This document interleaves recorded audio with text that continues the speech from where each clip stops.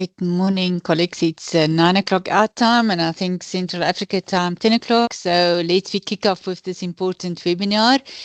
And I think it's important that we keep our region updated on the development of the AfCFTA and practical application. And sometimes we want to lose hope, because when we look at the audience that's coming and attending, we think, well, it should be more than that. But I think we can see also now currently in the digital space, people want to take this clip, they put it on the YouTube, and then at leisure they look at it at night and make sure that they keep themselves up to date. So with that, I want to officially open the webinar and say we're so grateful to have two esteemed speakers, and that's going to be Trudy Hudsenberg and Dunraj. I think it will be great value in time to come over the next month for the people to always go back to this webinar and make a reference to what's been shared in how we can make sure that we can advance our regional integration, because we can see if we advance in our regional integration with enabler of the logistics network, and we can grow in intra-trade, we actually help our continent to develop. And that's the purpose, that we want to make sure that we can grow, because if we grow, we always unlock then the jobs, and we actually create then a better Africa for all of us. So with that, colleagues, I want to officially open it and say welcome to you that joining, and I'm going to hand over to Trudy to listen to how can we do to make, or what can we do to make sure that intra-trade is working, and we help ourselves in our region to create an awareness of what needs to be done to make sure there's a better alignment, coordination, simplification, harmonization. Trudy, you know all the buzzwords, but I think we want to make sure that we bring some good sustainable practice into our current environment. So with that, welcome, and we're more than willing to listen to your expertise, knowledge, and how you can enrich our landscape. Thank you very much. Good morning, Juanita and colleagues. It's a great pleasure to be with you. I apologize in advance for a bit of background noise. I'm at the airport this morning. Difficult to find a quiet space. Juanita, you're absolutely right. The AfCFTA is so important for Africa's future development. It's also particularly important for industrialization. And I think the link between trade and industrial policies extremely important for all the countries on the continent. We've already had some background information on the screen, colleagues, so I'm going to skip over my introduction and go to some of the updates. We are making progress in terms of ratification, and we now have 48 members of the African Union that have ratified the AfCFTA. So good progress being made.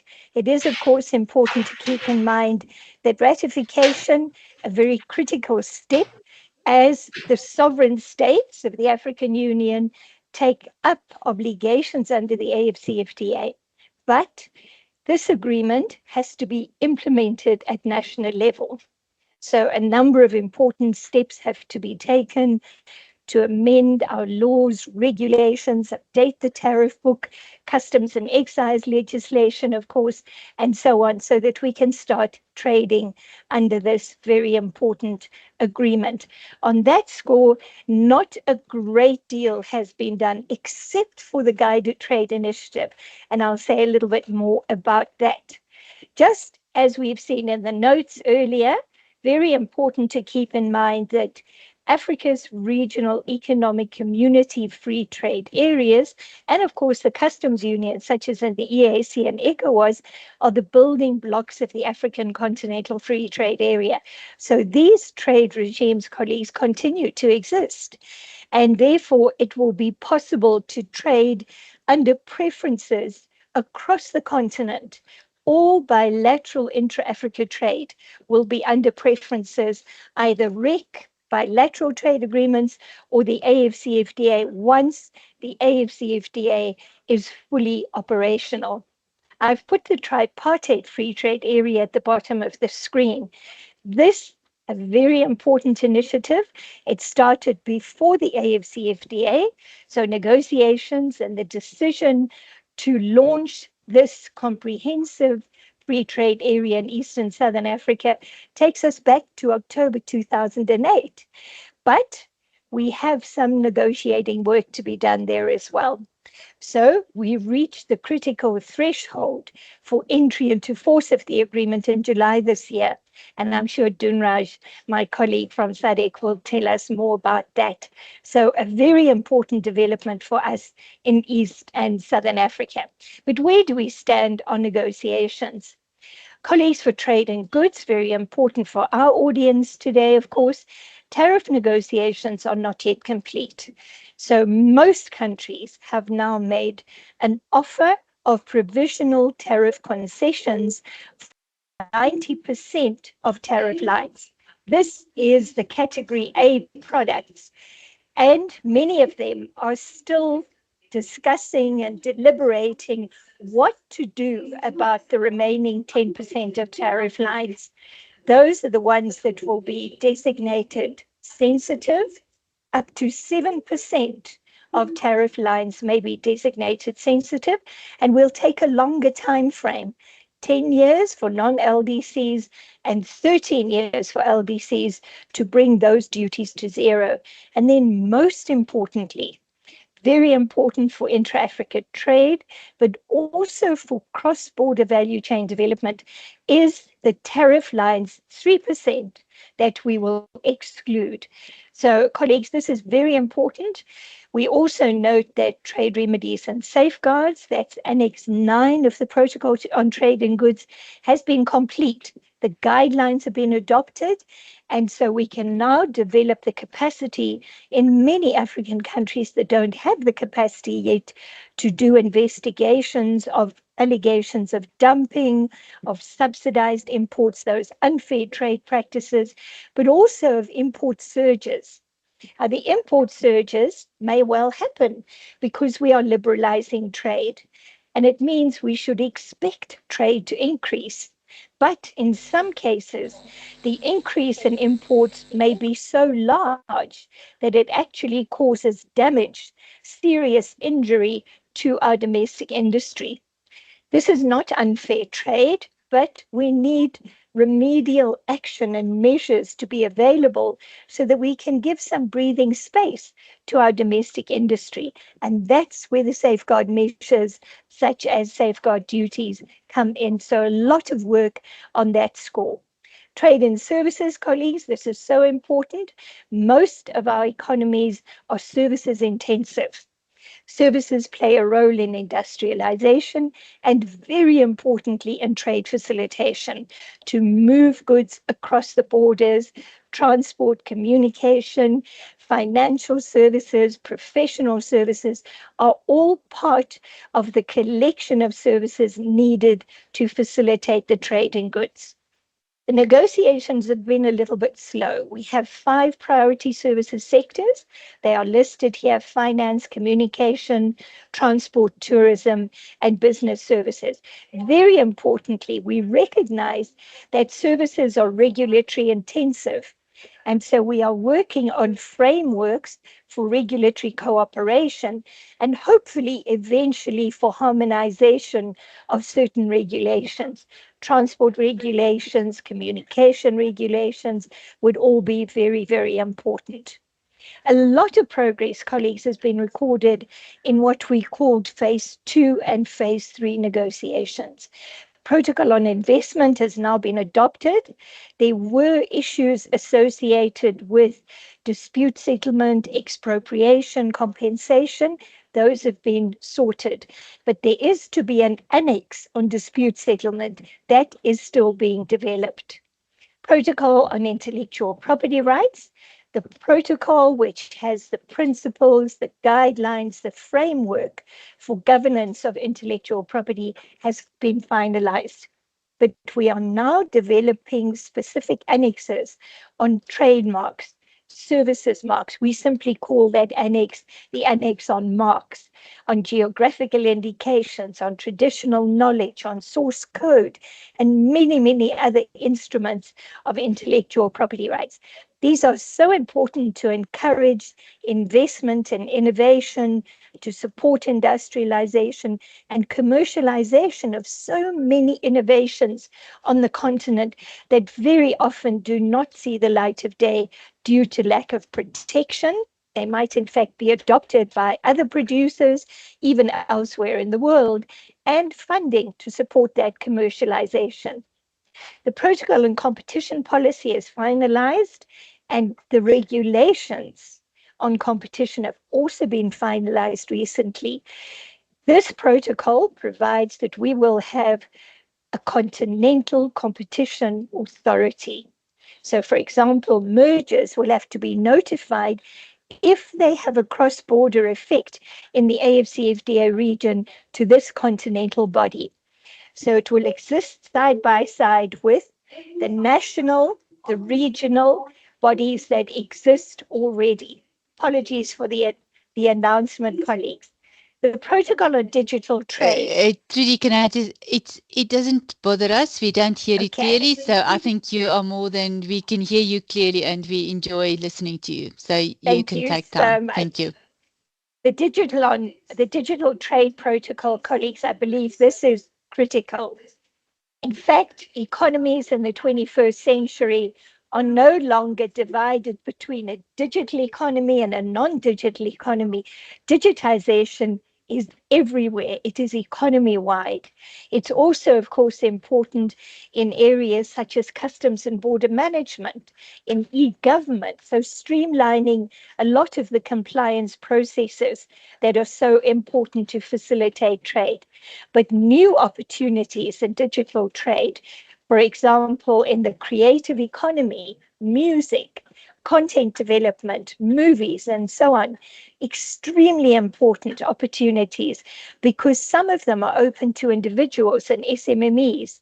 So very important also for Africa's youth to develop a digital economy that works for cross-border trade and also eventually supports trade in the global economy so that our music generated on the continent will be on all the international platforms like Spotify and many, many others. The protocol on women and youth, colleagues, this very important if we are to have an inclusive AfCFTA. Women, youth, and other marginalized communities, disabled individuals, and so on, are often facing additional challenges. And so this protocol seeks to address those systemic issues. It links very much to all the other protocols. So, for example, for our discussion today, it's really important when we take a look at the 4 annexes to the protocol on trade and goods that deal with border management issues, trade facilitation, elimination of non-tariff barriers, customs cooperation and mutual administrative assistance, and so on. Because very often we hear that there are challenges that are very specific to women and small-scale traders at border posts. This is just a reminder about the negotiating modalities. I think we're all familiar with them. I just want to note, colleagues, for the private sector, they need to know over which time frame the duties will be reduced to 0. And there's a distinction, of course, made between least developed countries and non-least developed countries. But in customs unions, colleagues, all of our customs unions, SACU, EAC, ECOWAS, there's a mix of LDCs and also non-LDCs. What has been agreed, it seems, is that these customs unions will follow the LDC timeframe. So this is the timeframe we will be looking at. For category A, over 10 years, and for category B, sensitive products, over 13 years. The private sector needs to know that tariffs will be reduced over these timeframes. The legal and institutional architecture, colleagues, I think we've discussed this quite in a lot of detail in previous webinars. Just a reminder that this is such an ambitious initiative. It's not surprising it's taking so long to negotiate. It has a range of instruments that contain binding commitments. There are areas, of course, that we haven't covered. Trade and agriculture is not specifically covered. It's covered under trade and goods. So that we need to keep in mind. Climate change, not specifically covered, but there are references to sustainable development and climate change. For example, in the Protocol on Investment, the state parties commit to support investment in renewable energy supplies. This will create a lot of new investment opportunities. And to be honest, with technology that we have now, even small-scale energy, electricity generation is possible at a competitive level.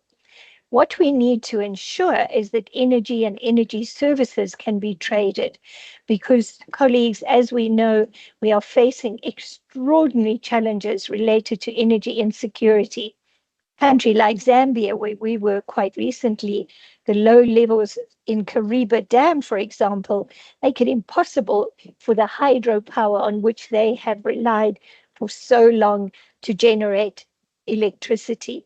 We have to diversify, and energy security is essential for digitization of our border processes and so on. We could picture, for example, having solar powered border management processes and facilities. So we really have to think in an integrated way about how we can leverage the AfCFTA to support development, intra-Africa trade, as well as cross-border value chain development. A lot of institutions are being created in the AfCFTA, of course, and many of them are already operational. The only permanent institution is, of course, the Secretariat. Now, over the last few years, we've become quite familiar with the Secretariat and the notices that come for meetings, the developments that are promoted and supported by the Secretariat. It plays a very important anchor role for the AfCFTA. The other committees, committees on trade in goods, trade in services, intellectual property right, women in trade, digital trade, and so on, these meet from time to time. And then there are, of course, the specialized committees, subcommittees on rules of origin, very important, on sanitary and phytosanitary measures, customs cooperation, and transit. Transit is, of course, the fourth annex, which I forgot to mention in the Protocol on Trade in Goods, that deals with trade facilitation. So these are the institutions. Keep in mind that the AU Assembly is the apex decision-making body. It was not created by the AfCFTA. Of course, it exists, but this is where our heads of state take very important decisions about the African Continental Free Trade Area. The Committee of Senior Trade Officials, that's our technical body, and the political body is the Council of Trade Ministers. So it's very similar to what we see in our regional economic communities. The framework of the AfCFTA for industrialization, colleagues, I think this is absolutely critical, because if we rely on the AfCFTA as a free trade agreement to promote cross-border value chains and industrialization, attract foreign direct investment and so on, we could wait quite a long time. So being proactive and supporting industrialization in the context of the AfCFTA is so important. And the modality we're focusing on is to support cross-border value chains. Cross-border value chains need effective trade facilitation. Otherwise, access to the inputs, the intermediates, the services that we need to make our value chains work competitively would not be possible. So this important link between trade facilitation, trade liberalization, and industrialization is extremely important. We don't have, as we have in SADC, a protocol on industrial development, but a framework has been adopted by the state parties. In addition, there is a ministerial regulation on special economic zones. Colleagues, we all have industrial development zones or EPZs or some kind of arrangement to promote industrialization. Let's call them special economic zones. The question then under the AfCFTA, what happens to the goods that are produced there? Because they enjoy certain subsidies, certain preferential treatment. Very often, they get utilities at subsidized rates, or they may have a tax holiday, or governments may even have developed infrastructure, basic infrastructure, that is available for those foreign investors. The question then is, can we trade those products under AfCFTA preferences? And after much deliberation, the answer is yes, provided they meet the rules of origin. So we cannot have a situation where, for example, T-shirts are coming from Turkey and they simply have buttons sewn on in the EPZ and then traded under the AfCFTA. There has to be substantial transformation. So the rules of origin apply equally to goods from the EPZ. And I'm going to go through quite quickly the last couple of minutes. This ministerial regulation will be reviewed after 5 years to see how much progress we've made and whether this is actually supporting industrialization. There's also a development on state trading companies. So colleagues, some of you may remember the marketing boards in agriculture, cooperatives, and so on, which really are to support small-scale producers, where we aggregate the products that they produce and assist with marketing and export of those products. This is now very much part of assisting SMME development under the AfCFTA. So again, the ministers, Council of Ministers, have decided that this is to be promoted under the AfCFTA colleagues. So this is space we need to watch quite carefully. Finally, in my last couple of minutes, the Guided Trade Initiative. Colleagues, we're all familiar with the GTI, launched on the 7th of October, 2022. It's a pilot. It has its own legal basis, which again comes from the directive of the Council of Ministers of Trade. And so they made a decision that trade under AfCFTA rules with provisional schedules of tariff concessions while we continue negotiating the final schedules of tariff concessions can be possible. So this goes back quite some time, but it was part of the decision to launch trade on the 1st of January 2021. As we know, that didn't happen. So the GTI is really the first attempt to show how trade under the AfCFTA can work. It's to test the operational instruments, how we apply for a rules of origin certificate, SPS certificate, and so on, and to demonstrate that trade under the AfCFTA can work, not only for large companies, but also for smaller companies. Now, this has been expanded and recently at Biashara Africa, so the second Africa Trade Forum, the business forum that was held in Kigali quite recently, saw an expansion of the Guided Trade Initiative. As we know, a number of countries in Southern Africa have joined, South Africa, some of the other SACU countries have joined as well. Importantly, Nigeria has also joined. So this is a growing group of countries. There are apparently 11 countries actively participating in the GTI, but many, many more have indicated that they will now participate as well. So it's the ministerial directive, number 1 from 2021, that is the legal basis. But very important, we must continue our tariff negotiations. So as I've mentioned, some countries and customs unions have only made an offer for category A products. We have to make a final offer for all the tariff lines. And there must be a possibility for negotiations. That's obviously really important, so that if one of our countries that is importing, say from Kenya, would like to have a lower duty under that AfCFTA dispensation, it should be able to negotiate with the East African community and say, we want to reduce the duty. What can you offer us? So these bilateral negotiations will continue until we've got the final schedules of tariff concessions. I think just go back here. These are the requirements to participate in the GTI. You must be a state party. You must have a schedule of tariff concessions. That provisional schedule must be approved by the Secretariat, and it must be gazetted.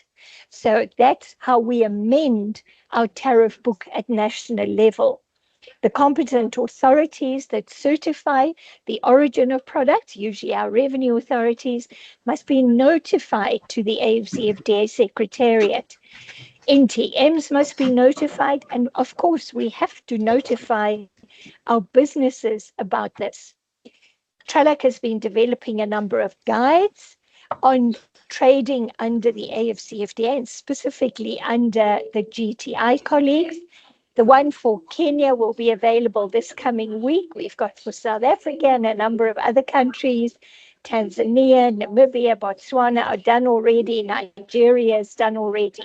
So this also indicates how the operational instruments are going to work. So this is a practical guide for business.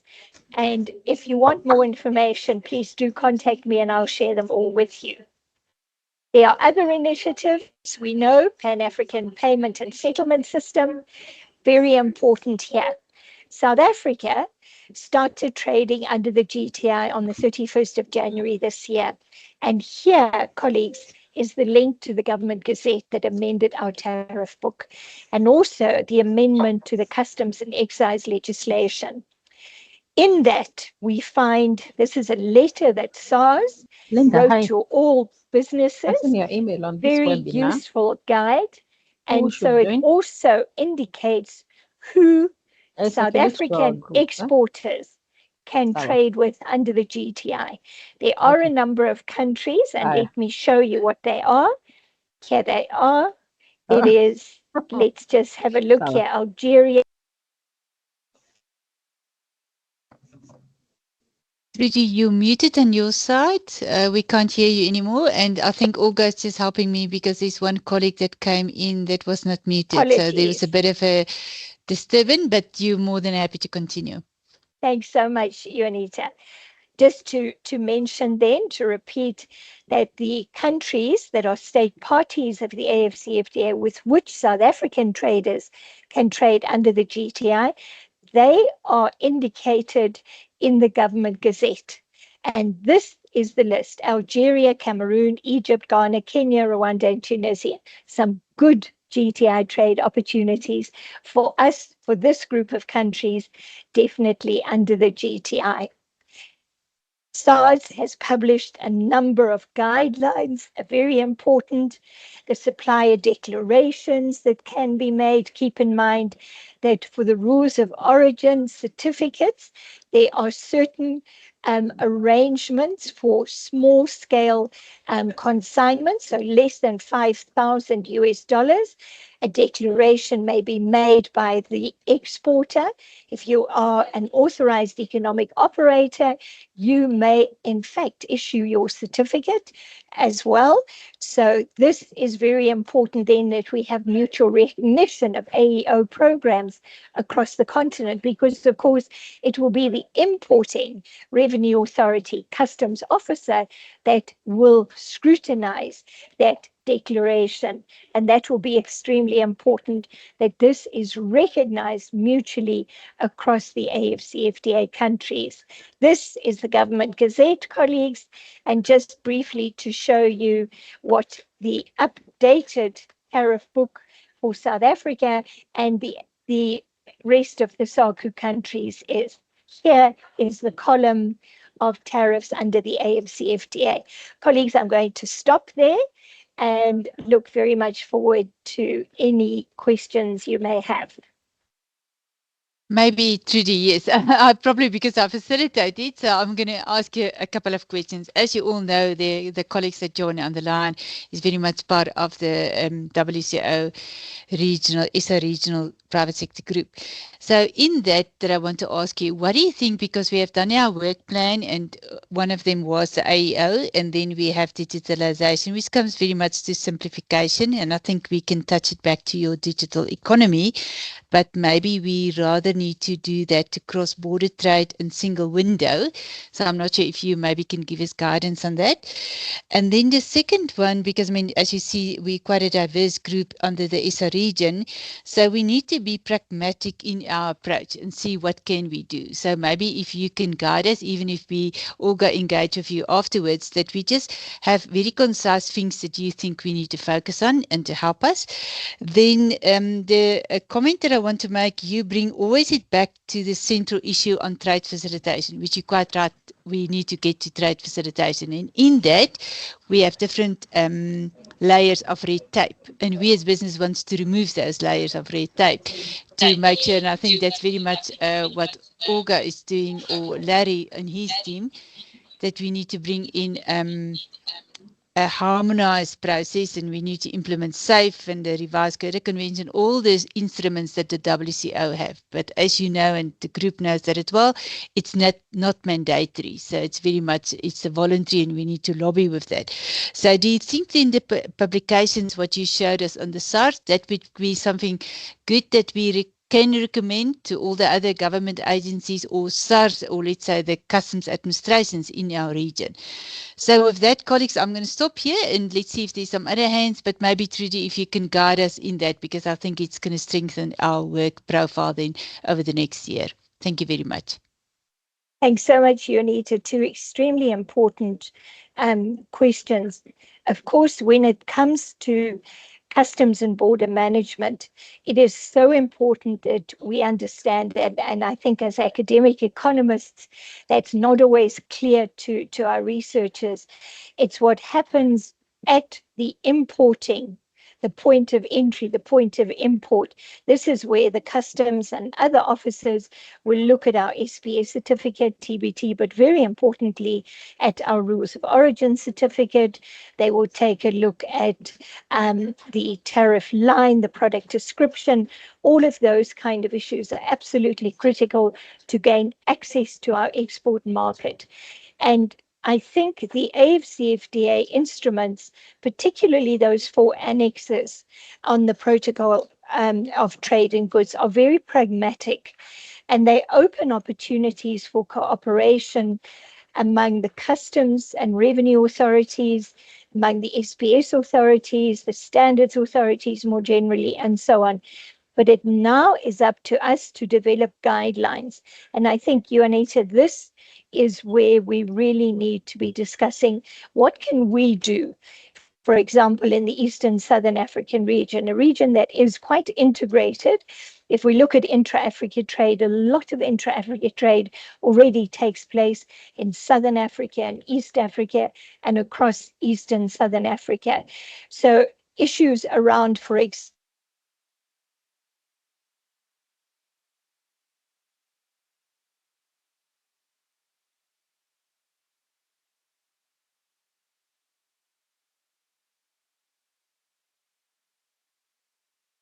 I'm not sure, colleagues, if it's just me, but the system just freeze. So I'm not sure. Trudy, can you hear us? Jonita, we can hear you, but I think we lost Trudy. Okay, let's see if we lost. Then if Trudy comes back again, because I think she's got some challenge with that. Colleagues, I'm not sure if we can then, Dinraj, can we go over to you? And then if Trudy comes back, we can ask her then to complete the questions, or we can take it offline again.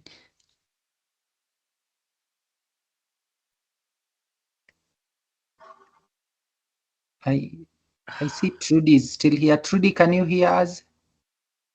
It doesn't look like that. Larry, it seems. Okay.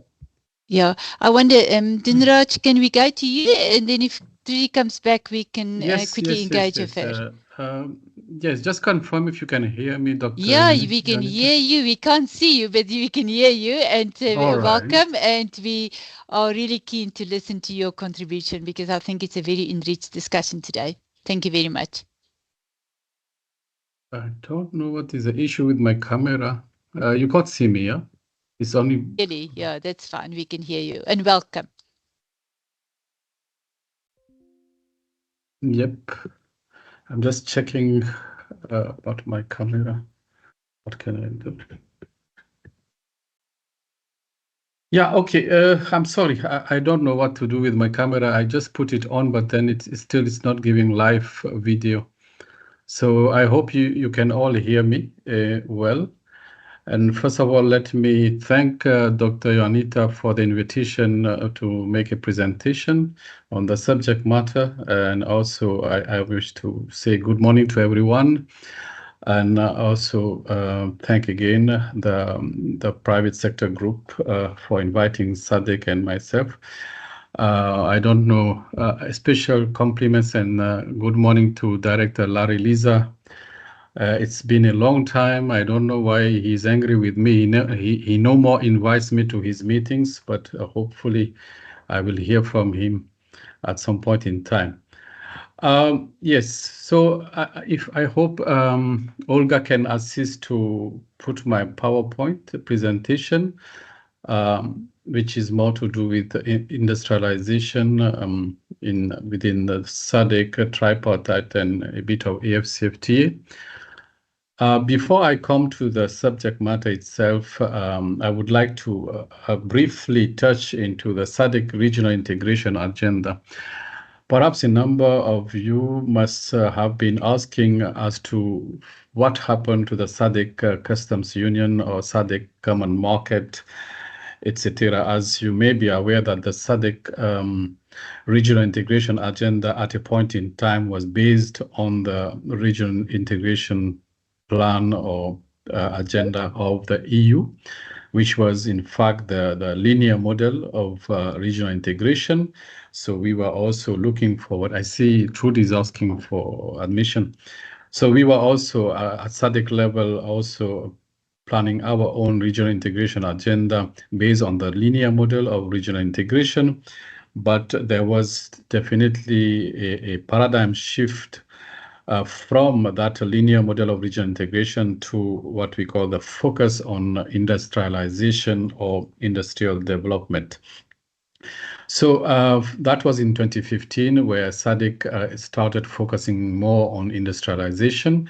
And this is where we developed the industrialization strategy, which was approved by the state and heads of government in April 2015. The rationale behind was to boost industrial and productive capacity through economic transformation and value addition, of course, to meet the needs of the objectives of the SADC Treaty, including reduction of poverty in the region. What are the key pillars of the strategy? Firstly, we have industrialization itself, competitiveness, regional integration, and of course, cross-cutting pillars.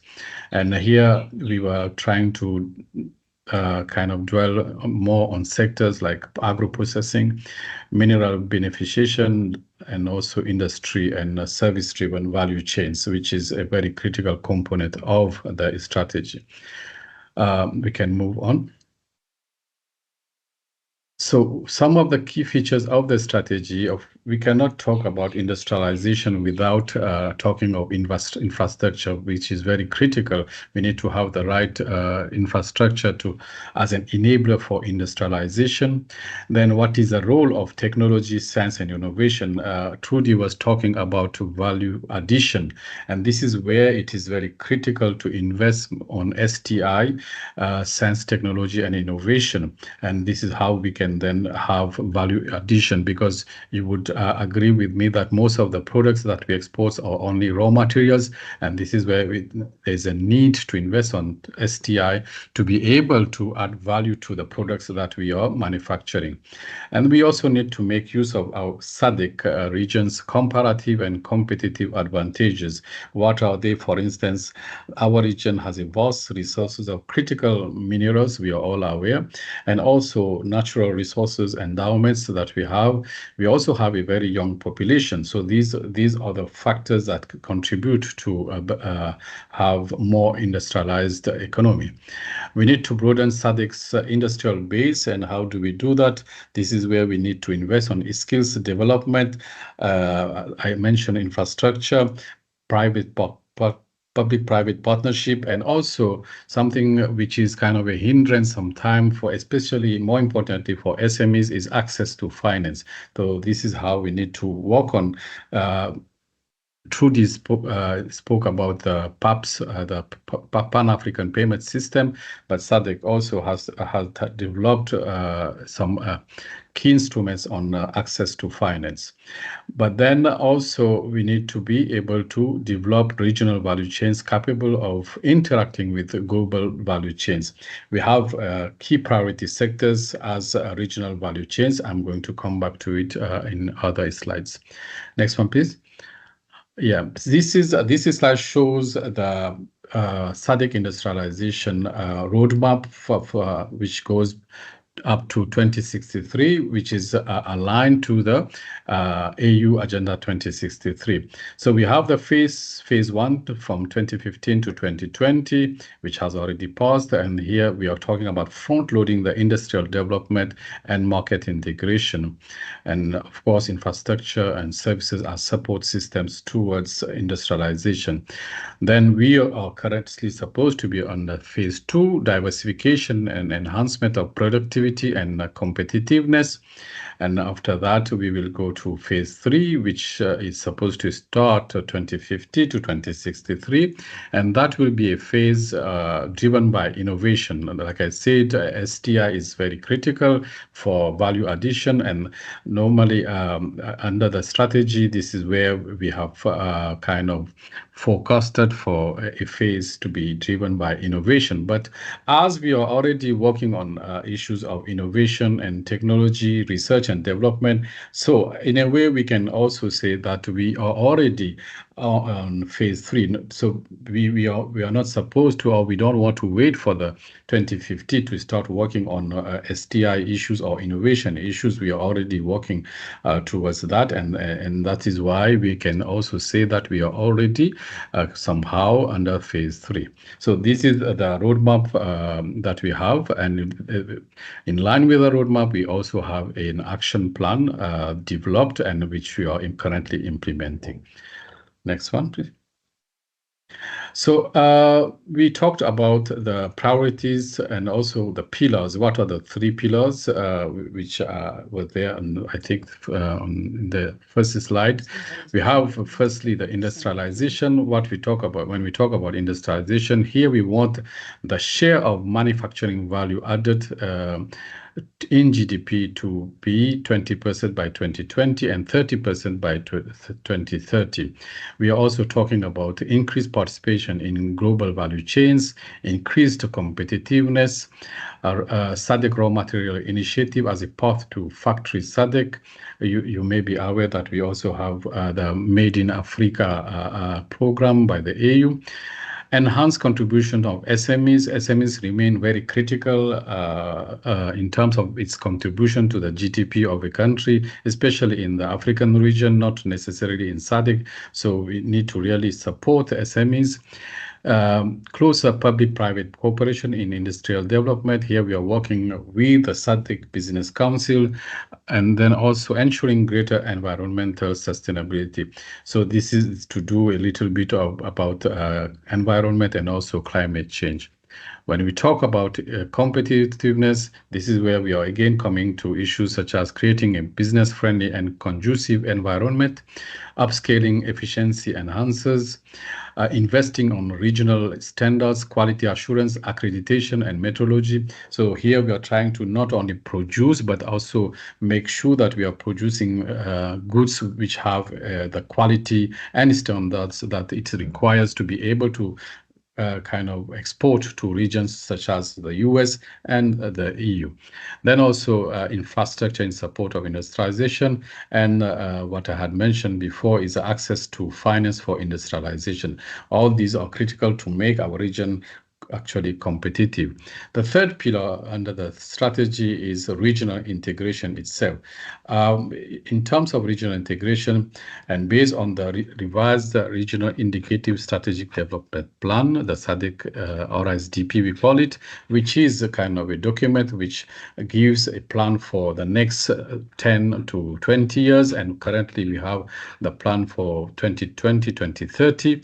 And based on that, we also have this pillar under the strategy to deepen our regional integration agenda, and also to implement external agreements, not only concentrate on intra-African trade, intra-SADC trade, but also extra-SADC trade. For instance, investment on tripartite, and also implementation of the AfCFTA, improved trade, transport, and transit facilitation measures to support industrialization. Those things are not in isolation. They support definitely industrialization. Enhanced institutional and legal framework for intellectual property rights. Actually, IPR, it becomes very critical the moment you start production or manufacture goods in the region. We need to invest in issues regarding intellectual property rights. So these are the three pillars which are important for the SADC industrialization strategy, and based on which we are working towards the implementation of the implementation plan. Can we go? Yeah. So apart from the strategy, there were further instruments that were developed, for instance, the Eco-State Action Plan, that I had mentioned, and also an institutional framework. Definitely, we have the legal framework as a strategy itself having been adopted by the summit, but also we need the right institutional framework to ensure implementation or to oversee implementation of the strategy. The strategy at that time, we had identified 6 priority sectors for value chain development. This is where I'd said I will be coming back to that. So the 6 priority sectors are agro-processing, pharmaceuticals, mineral beneficiations, and also related to mining operations. We know that the region have a lot of mining opportunities and prospects. This is where one of the critical value chains remains mineral beneficiation and mining operations.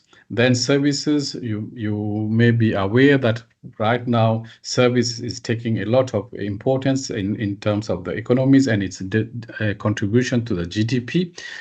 We were having a workshop last week, and we realized that the contribution of services to the GDP could be around a percentage of over maybe around 60%. So this is where it is very critical to also invest and work on services. Then consumer goods and manufacturing of capital goods. So in terms of pharmaceuticals, you would see that the Secretariat had negotiated with the EU to especially focus on the development of ARV value chains. That was also to do with the issue of COVID-19, and this is where we are working on the value chain of pharmaceuticals and ARV in terms of value chains. Next, please.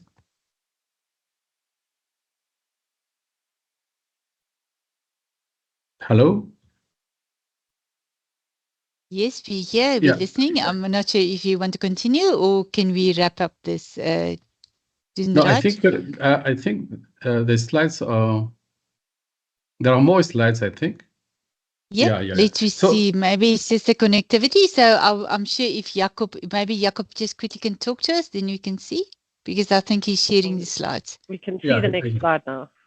Yeah, thank you, Jacob. Perfect, yes, we've got the next one. The following 2 slides give us just some kind of a brief of what we have done. I just mentioned on the ARV, and also we are working on leather value chains and also agro-processing. Under leather, we have developed a regional leather value chain model policy, which has been domesticated by Malawi, Namibia, Zambia, and Zimbabwe. Members states have been trained on identification of opportunities for regional value chains entry points. We have also trained over 120 employees of tanneries in Tanzania regarding the leather value chain. Under the ARV, we developed an ARV value chain model policy, and there is also a 5-year strategic plan for SADC medicines regulatory harmonization. And we also awarded grants to support application of indigenous knowledge for the development and production of remedies to manage HIV and AIDS in Zimbabwe and Eswatini under a project which was funded by the European Union. Next, please. Jacob? I think Duran, it's maybe has moved on my side, so yeah, I think it's small delay. the time, it's the network. I think so. Yeah, maybe, yeah. So it's okay now, yeah? I can proceed, yeah? So under innovation and technology, we had awarded grants again to small-scale leather companies in Tanzania and Zimbabwe for adopting green solutions in leather processing. We also developed integrated electronic mobile application for HIV and AIDS treatment guidelines in Lesotho. We developed a virtual design studio to increase the production and efficiency and encourage youth participation. We conducted assessments on good manufacturing practices for 16 manufacturers and World Health Organization pre-qualification.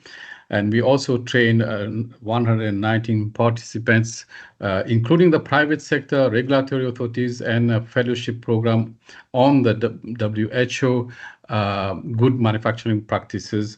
And here we are also talking about the SMEs access to finance strategy, which was also adopted by the Committee of Ministers of Trade for SADC, and also an SMEs competitiveness strategy, which was also adopted by the Committee of Ministers of Trade in November 2024. Next one, please. So these were some kind of just practical kind of interventions that we did in the region. Jacob?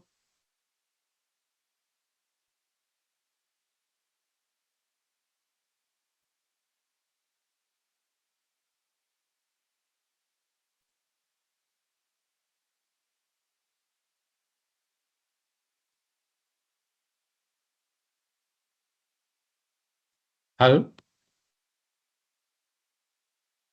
Yes, and do not. Am I frozen or something? No, we can hear you. I think there's just a time delay. If we see the next slide again. Yeah, so here I'm talking about the regional integration agenda of SADC, which is right now concentrating on only the consolidation of the SADC FTA. And like I said, we are no more working towards the SADC Customs Union. How do we consolidate the SADC FTA, which was launched in 2008, and it is being kind of implemented by 13 state parties who are implementing the FTA measures. We are still negotiating with Angola, who has already made tariff offers, which started in October, but not yet finalized, for your information. But we are nearly there.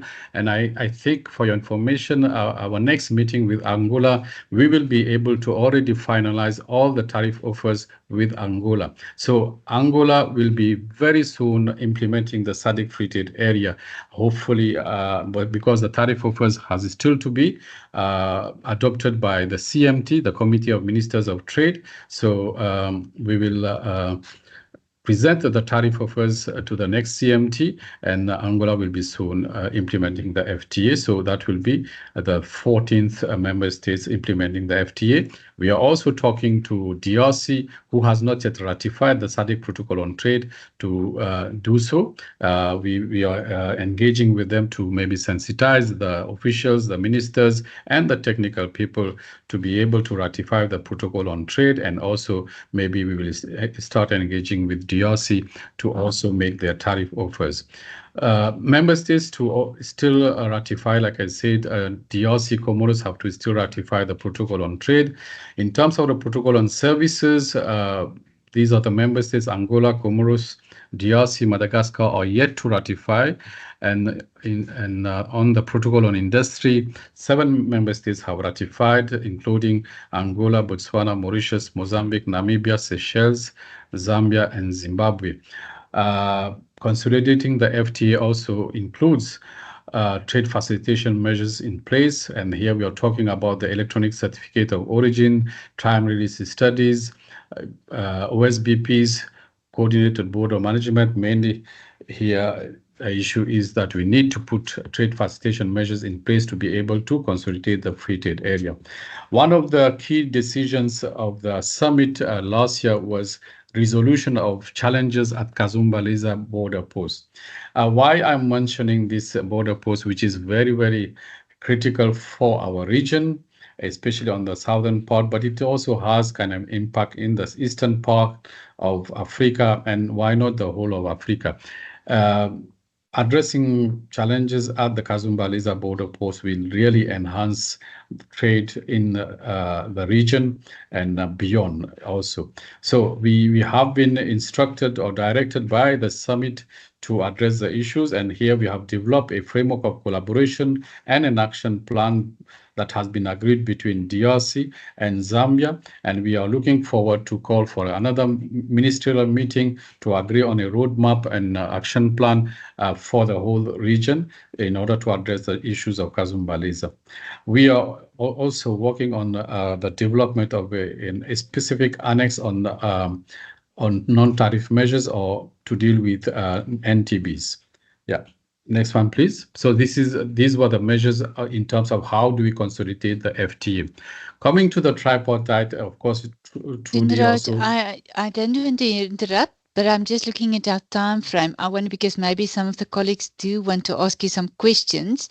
So Okay. maybe if you can wrap up in the next minute and then we see if there's some questions, would that be possible? Thank you. All right, it's okay. I will just, yes. So you will have the slides if for information. There's a lot of information. I just want to touch on this one, which is a tripartite. As the current chair of the tripartite, which was the tripartite was approved by the summit in 2012 and signed in 2015.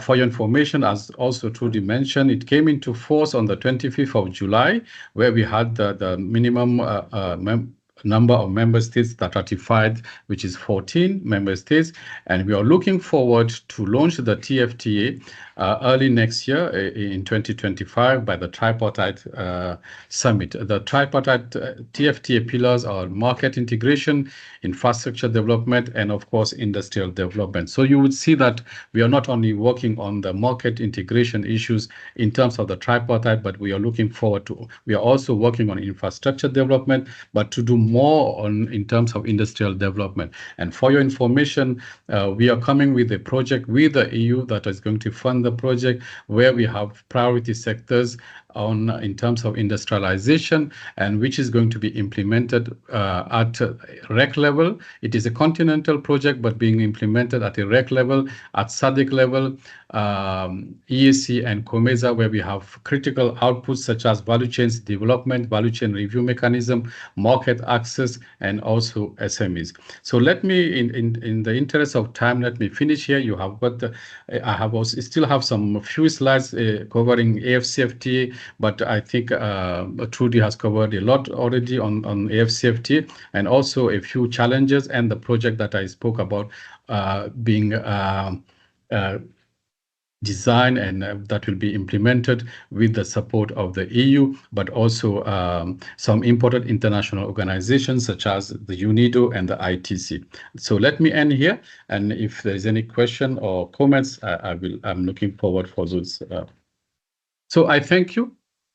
Thank you, Over to you, Juanita. Yeah, we do have questions, and I'm going to open up. But before I do that, because I'm going to have the questions, and then I will hand over to Larry.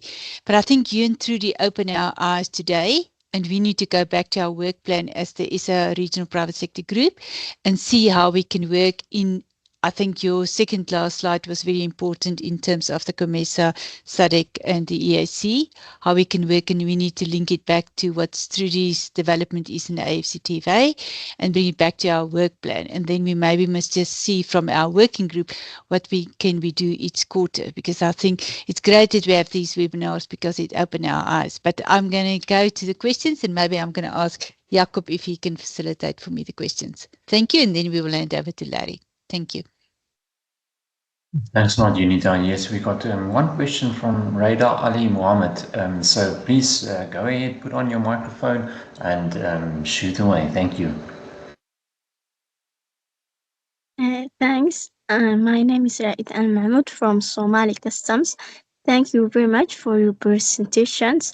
I'm very happy to participate and also benefit from this knowledge.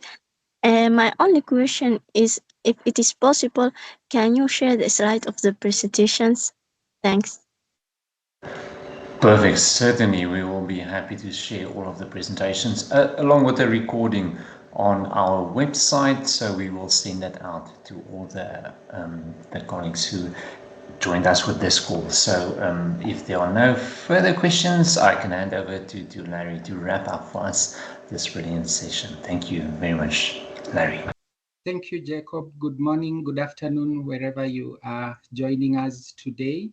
Greetings from Nairobi. Thank you, Juanita, and the excellent team, Jacob, Olga, for putting this together. Special appreciation to the presenters, excellent, intelligent, wonderful people, Trudy and Cassie. Cassie was emotionally blackmailing me online, but he became a boss and forgot those who were with him in the trenches. But we still love him and we appreciate him. I just wanted to say on behalf of East and Southern Africa that we are grateful that you put these up. For the presentation by Trudy, just to share that of the 48 ratifications in Africa, about half of them, and specifically 20, are from East and Southern Africa. And the region made a decision to focus a lot more on African Trade Observatory because we noticed that there is limited awareness on it. We believe that these, in addition to many efforts being put together by the players, will help us progress in matters related to AfCFTA. Cassie has presented a lot as well, especially the pillars of SISR. I just wanted to share that a UNECA report revealed that we spend nearly $500 million every year as Africa in things that we could have manufactured here, and yet we take those opportunities to manufacture outside. And no region or country has ever developed without manufacturing. So it's a call for us and appreciation to the private sector for the efforts you are putting on. I hope that going forward, we can bring more of the tripartite. Now that we've had SADC here, many people are curious to know what the EAC is doing, what SACU is doing, and even what COMESA is doing. Otherwise, thank you from all of us in Nairobi, and on behalf of Trudy and team, we look forward to meeting you again sooner. Trudy, not Trudy, Juanita, on behalf of Juanita and team.